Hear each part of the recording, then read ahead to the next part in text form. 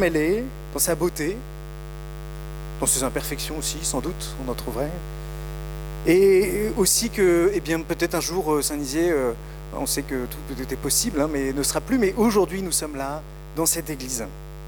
Et cette église a été consacrée, c'est-à-dire que d'abord les murs ont été aspergés d'eau, ensuite les colonnes ont été ointes par le Saint-Crème, et lors d'une messe, et l'autel a été particulièrement lui aussi consacré, marqué des 5 plaies du Christ, pour dire que c'est vraiment le Christ aussi qui se rend présent au milieu de nous et que l'autel est le lieu du sacrifice, le lieu même où le Christ se donne. Et pour nous aujourd'hui, et je crois, en tout cas c'est ce que je recevais pour nous, c'est à travers ces lectures que nous entendons, à travers aussi cet aménagement particulier, nous sommes invités à regarder l'Église avec un regard qui est rempli d'espérance, d'une grande espérance. Pourquoi ? Eh bien parce que nous pouvons le dire, l'Église Saint-Nizier est un signe de bénédiction de Dieu.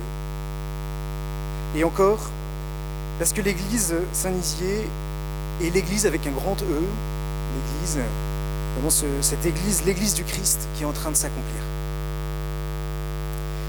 Vous voyez, on est quand même dans un climat qui peut être un peu morose quand on parle de l'Église, surtout quand on l'entend à travers les informations. On voit toutes les tensions qu'il y a autour du synode, autour de la liturgie. On sait toutes les affaires qui traînent et qui sont aujourd'hui révélées, et heureusement. Et tout ça nous chamboule forcément, nous met dans une situation aussi de déplacement intérieur. Quand eh bien, on voit aussi dans les communautés paroissiales qui vieillissent, qui diminuent, ou des divisions internes. Comment espérer, et c'est la vraie question, comment espérer de la grande espérance, cette espérance que Dieu donne dans l'Église en général, comment espérer ? Et je crois qu'en regardant Saint-Nizier, notre Église Saint-Nizier, même à travers son bâti, vers notre communauté, nous est donné des signes de cette espérance. Le premier motif, comme je vous disais, c'est que l'Église Saint-Nizier est un signe de bénédiction de Dieu. Quand on regarde cette Église, on peut vraiment voir un signe de bénédiction. Car nous sommes dans un lieu, dans une terre que Dieu a bénie. Vous connaissez sans doute l'histoire de Saint-Nizier, mais très rapidement, c'est quand même marquant que depuis environ 150 après Jésus-Christ, on fait mémoire d'un sanctuaire marial ici, dans ce lieu, et la crypte, où il y a une plaque qui l'indique, que dès le IIe siècle, sans doute à Saint-Nizier, il y a la vénération des reliques des saints, les premiers saints martyrs de Gaulle, ici à Lyon, en 177. Et une foule de chrétiens venait, ici ou tout proche d'ici, vénérer ces martyrs. Il y a eu encore la vénération de Saint-Nizier, de Saint-Sacerdoce, dont on a les statues, mais si vous les voyez, je ne sais pas trop, mais qui sont là au fond, mais qui étaient dans la crypte avec d'autres saints, et des pèlerins venaient de Lyon, mais bien plus loin, des miracles avaient lieu ici même.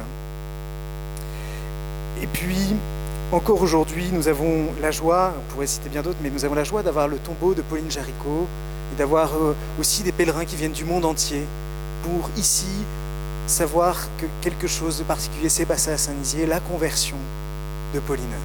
Et bien d'autres, on voit quand tout est installé, le nombre de saints qui sont apparus ici est né, ou en tout cas Saint-Nizier a été pour eux un lieu de cheminement. Et si je vous interpellais, si je vous demandais, beaucoup d'entre vous pourraient dire Saint-Nizier est pour moi important parce que voilà ce que j'ai reçu, voilà ce que j'ai vécu.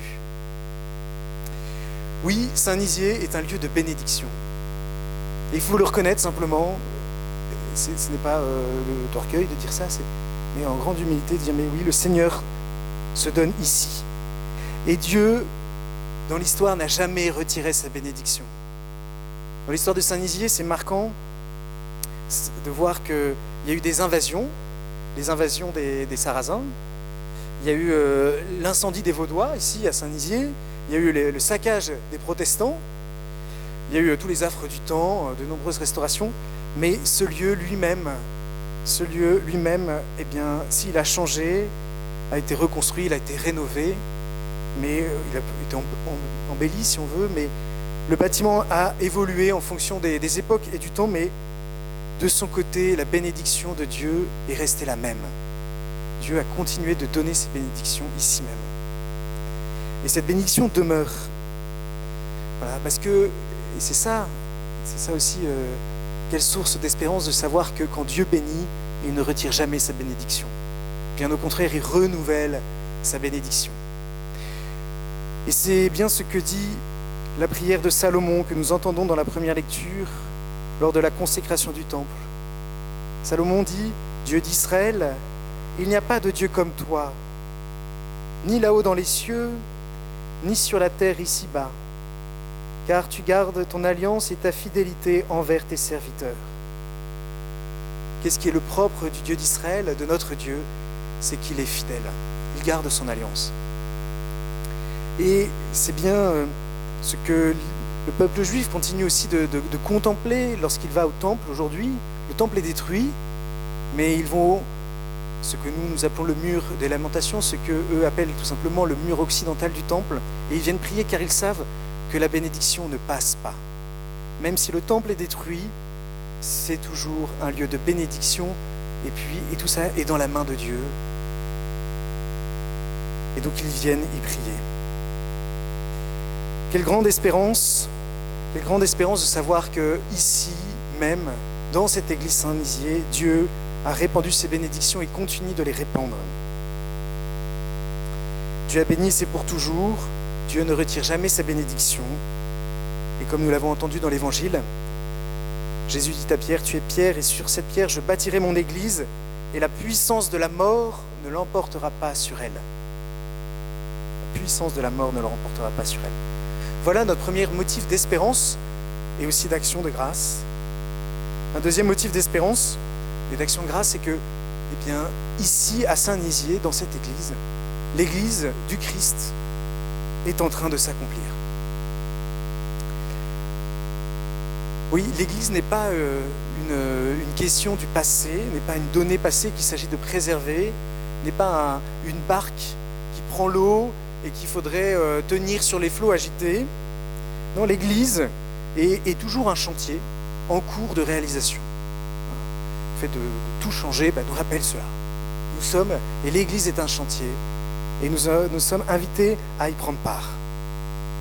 Et cela jusqu'au retour du Christ.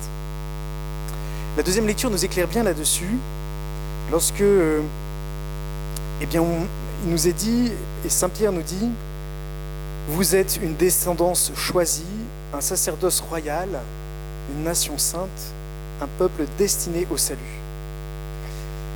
Vous êtes, car oui, c'est quand Pierre parle, il nous parle à nous aussi. Il dit, mais vous êtes l'Église. Nous sommes vraiment partie prenante, membres de l'Église. Vous êtes une descendance choisie, c'est-à-dire choisie par Dieu, chacun personnellement, pour être membre de son Église et faire aussi partie d'une communauté concrète. Ici, c'est la communauté de Saint-Nizier, si nous avons l'habitude de venir ici. Et nous sommes un sacerdoce royal, une nation sainte, un peuple destiné au salut. C'est beau de se dire que quand Dieu nous regarde ensemble, que nous soyons réunis ici à l'église, mais même aussi quand nous sommes dispersés chacun chez nous, Dieu nous voit pas moins que comme son sacerdoce royal, sa nation sainte, son peuple destiné au salut. On voit combien, alors l'église n'est pas une question passée, n'est pas une question figée, mais c'est vraiment une réalité qui s'accomplit aujourd'hui, auquel nous participons. Il y a un journaliste qui posait la question à Mère Teresa, peut-être que vous connaissez, mais qui disait, mais qu'est-ce qu'il faut changer dans l'Église? Qu'est-ce qu'il faut changer dans l'Église? Et Mère Teresa de répondre simplement, vous et moi. Qu'est-ce qu'il faut changer dans l'Église? Vous et moi. Peut-être d'ailleurs elle a d'abord dit moi et vous. Et ça veut dire bien en creux que c'est à travers nos chemins de conversion, à travers nos chemins de fidélité, à travers nos chutes et nos relèvements que l'Église est en train de se réaliser. L'Église se réalise pas en dehors de nous-mêmes, elle se réalise dans nos vies, comme le Christ l'a voulu. Et on peut dire que quand nous la partageons, par exemple dans les fraternités paroissiales, quand nous en témoignons, c'est là que la beauté de l'Église est manifestée. C'est là aussi où elle est embellie, encore et encore. Alors, vous voyez, voilà 2 motifs d'espérance, 2 beaux motifs que nous rappelle cette dédicace, cette fête de la dédicace, la consécration au XIVe siècle de cette église. Voilà, l'église Saint-Nizier est un signe de bénédiction. L'église Saint-Nizier est signe de l'église du Christ en train de s'accomplir. Alors, Saint Pierre nous indique particulièrement, et je termine avec ça, Saint Pierre nous indique particulièrement dans sa lettre le moyen pour prendre part à la réalisation de l'Église. Qu'est-ce qu'il nous dit ? Il nous dit, mais présenter des sacrifices spirituels agréables à Dieu par Jésus-Christ. Ce qui veut dire d'abord que nous ne sommes jamais autant l'Église que quand nous participons à l'Eucharistie. Le moment où l'Église se réalise pleinement, c'est le moment où nous sommes réunis et nous nourrissons du corps du Christ. Alors je vous invite à vivre aujourd'hui cette Eucharistie, vraiment dans cette logique à présenter nos vies comme des sacrifices spirituels, c'est-à-dire simplement les présenter à Dieu en même temps que le Christ, c'est ce qui se passe lors de l'Eucharistie, s'offre au Père, le Fils s'offre au Père, et nous le manifestons par le pain et le vin comme il nous l'a demandé, comme il nous y a invités. Et nous sommes invités, nous aussi, en plus d'offrir ce pain et ce vin, d'offrir nos vies. Voilà comment se réalise l'Église, parce que nous offrons nos vies en sacrifice spirituel dans l'offrande du Fils au Père. Présentons nos vies comme elles sont, pour qu'elles deviennent ces chemins de conversion, chemins de fidélité, des chemins qui manifestent l'Église et sa beauté. Et puis pour notre semaine, à la suite de cette Eucharistie, pour participer à la réalisation de l'Église, je vous inviterai aussi à demander l'intercession des saints les uns pour les autres. Il y a les saints et peut-être particulièrement les saints de Saint-Nizier, on va fêter la Toussaint mardi, mais puisque nous sommes partagés une intention de prière, gardez cette intention de prière, mais aussi prier les uns pour les autres, pour que vraiment nous puissions toujours plus être cette Église du Christ ici à Saint-Nizier,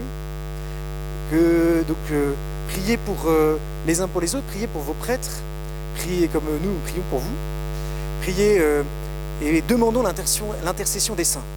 Si vous avez une prière à Pauline Jaricot, c'est vraiment la bonne semaine pour la prier. Pareil, si vous avez une prière à Saint-Nizier, je ne sais pas si ça existe, c'est l'occasion de le prier et tout simplement d'invoquer les saints. Voilà, Saint-Nizier, Bienheureuse Pauline, Marie Jaricot, priez pour nous. Et ainsi, vraiment, que le Seigneur nous fasse entrer et nous fasse participants de son Église, car c'est ce qu'il veut, c'est par là qu'il veut nous rendre saints, et par nous, il veut rendre l'Église sainte. Alors Seigneur, merci pour toutes ces grâces données déjà depuis des centaines d'années, des siècles et des siècles ici à Saint-Nizier, pour tous les baptêmes, les messes, les confirmations, les sacrements des malades, aussi les funérailles célébrées ici dans cette église. Merci pour toutes les générations qui sont passées. Merci d'être nous aussi de cette génération, de notre temps, à bénéficier des grâces que tu nous donnes dans cette église, quand nous sommes rassemblés ou quand nous sommes dispersés chez nous. Seigneur, continue de nous donner tes grâces. Nous voulons les recevoir et donne-nous de nous rendre disponibles. Ainsi, nous pourrons vraiment continuer de réaliser ton œuvre, c'est-à-dire ton Église, dans notre temps, en prenant part à ce que tu veux faire à travers nous. Amen.